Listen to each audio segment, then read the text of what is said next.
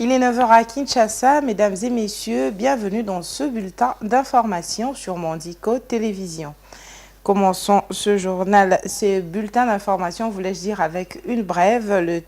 Thérèse Kayikwamba Wagner, ministre congolaise des Affaires étrangères, et son homologue rwandais Olivier Nduhungirehe ont été reçus le mardi par le président angolais Joao Lourenço à Luanda. La rencontre à laquelle assistait également la chef de la diplomatie angolaise, Tete Antonio, a duré 1 heure. Aucune déclaration n'a été faite à la presse à l'issue de la réunion, une rencontre qui rentre dans le cadre de la relance du processus de Luanda, avait-il indiqué. Nous y reviendrons avec force et détails dans nos prochaines éditions.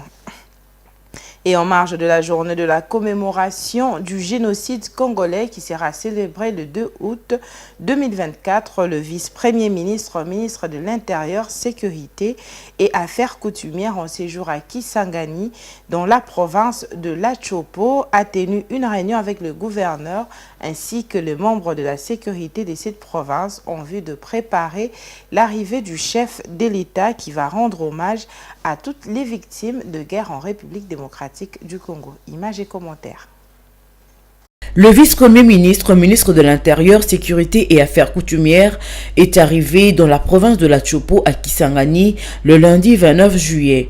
Après les honneurs de la police congolaise, Maître Jacques Machabani a tenu une réunion avec le membre de la sécurité provinciale de l'Achopo afin de préparer l'arrivée du chef de l'État en marge de la commémoration de la journée en mémoire de toutes les victimes de la guerre, autrement appelée commémoration du génocide ou génocide congolais en République démocratique du Congo. Après la réunion, le gouverneur de province, Paulin Lendongolia, précise que toutes les dispositions sont prises par son gouvernement en vue d'accueillir le chef de l'État. Je suis en train de sensibiliser toute la population de la ville de Kisangani, les Tchopolais et Tchopolaises, d'être en tout cas massivement ce mercredi à l'aéroport de Bangoka pour accueillir le chef de l'État dans les avant-midi.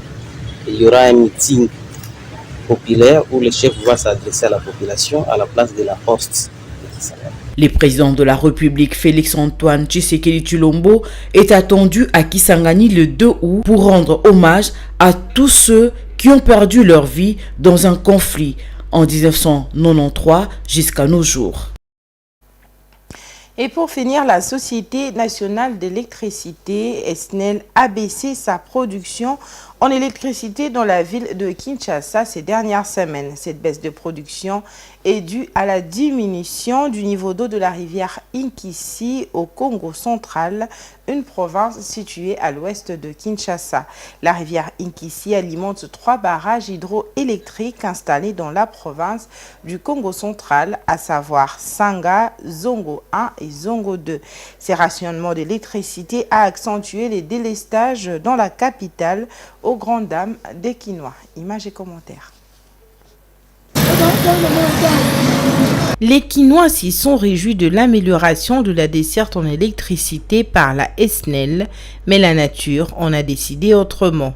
Une énorme baisse du niveau d'eau des rivières et affluents du fleuve Congo met en mal le fonctionnement des barrages de Zongo et Dinga. Outre la baisse du niveau d'eau, la centrale hydroélectrique de Zongo 1 souffre d'autres maux qui entament sa capacité de production au point qu'elle ne fournit que 18 MW pour l'instant. La Société nationale d'électricité est à pied d'œuvre pour réhabiliter cette centrale partiellement en attendant les financements en cours des discussions avec les entreprises minières pour des travaux de grande envergure sur Zongo 1. Zongo 1, c'est une centrale hydroélectrique qui a une capacité maximale de 75 MW et que pour le moment, il ne donne que 18 MW. Les autres machines là-bas sont en panne.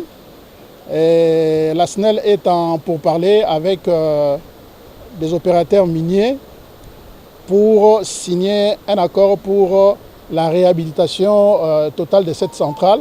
La direction générale a disponibilisé des moyens qui nous permettent maintenant de pouvoir mettre en service une deuxième machine et cette machine pourra produire 13 MW. La centrale hydroélectrique Zongo 2 n'est pas épargnée par l'étiage consécutif à la saison sèche en cours sur une large partie de la République démocratique du Congo. Sa capacité de production est passée de 150 MW à 100 MW. Zongo 2 est constitué de 3 machines avec une capacité de production maximale de 150 MW. Chaque machine a une puissance de 50 MW. Pour le moment, nous ne savons pas tourner avec les 3 machines à cause du baisse sensible des niveaux d'eau de la rivière Inkissi. Nous commençons maintenant à fonctionner avec 2 machines. Nous arrêtons une machine par manque d'eau suffisante de 7 h jusqu'à 17 h, heure locale. Ça fait 10 heures d'arrêt que nous arrêtons une machine de 50 MW à Zongo 2, faute d'eau abondante pour l'alimenter. Face à ces phénomènes naturels, la Société nationale d'électricité n'a pas croisé les bras. Elle fait de son mieux pour continuer à desservir la ville de Kinshasa et ses environs en dépit du faible niveau d'eau sur la rivière Inkissi. À la SNEL, on compte les jours, on espère un retour rapide de la saison de pluie pour mettre fin à cet étiage sévère, selon le directeur d'exploitation de la SNEL. Quand les pluies vont commencer à tomber, et ces pluies-là vont contribuer à pouvoir alimenter la rivière Inkissi et nous aurons suffisamment d'eau pour pouvoir exploiter comme nous exploitons il y a 3 mois avec 3 machines d'une manière permanente à Zongo 2, une machine à Zongo 1 et 6 machines au niveau des Sanga. En attendant les beaux jours, les Kinois doivent faire face à ce délestage pour leurs besoins quotidiens.